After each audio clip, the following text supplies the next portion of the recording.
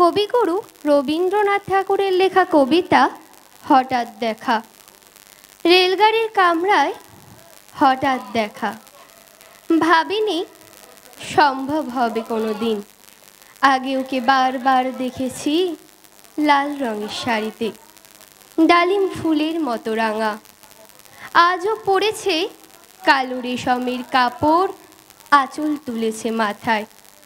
দোলন চাপার মতো চিকন গৌর মুখখানি ঘিরে মনে হলো কালো রঙের এক গভীর দূরত্বটা ঘনিয়ে নিয়েছে নিজের চারিদিকে। যে দূরত্বটা সর্ষে খেতে শেষ সীমানায়, শালবনের নীলাঞ্জনে। থমকে গেল আমার সমস্ত মনটা। চেনা লোককে দেখলে অচেনার গাম্ভীর্যে।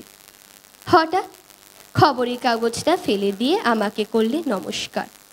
সমাজবিধি পদ গেল খুলে, আলাপ করলেম শুরু। কেমন আছো, কেমন চলছে সংসার ইত্যাদি। সে রইল জানলার বাইরের দিকে চেয়ে, যেন কাছের দিনের ছোঁয়াচ পার হওয়া চাহনিতে।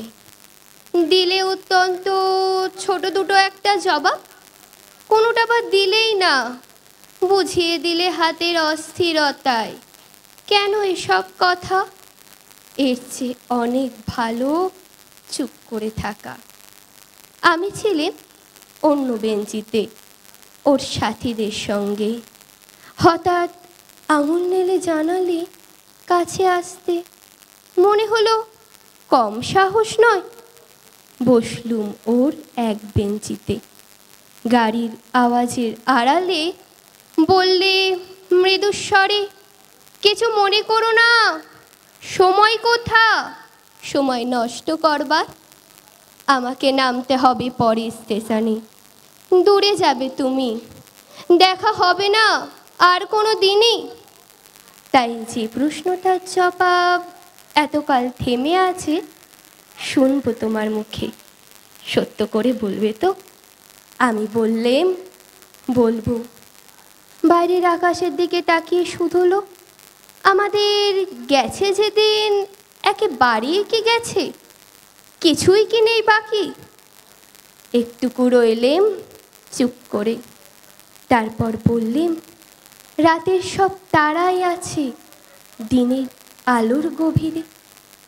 খটকা লাগলো, কি জানি বানিয়ে বললেম নাকি। ও বললে, থাক এখন যাও ওদিকে। সবাই নেমে গেল পরে স্টেশনে। আমি চললেম একা। নমস্কার।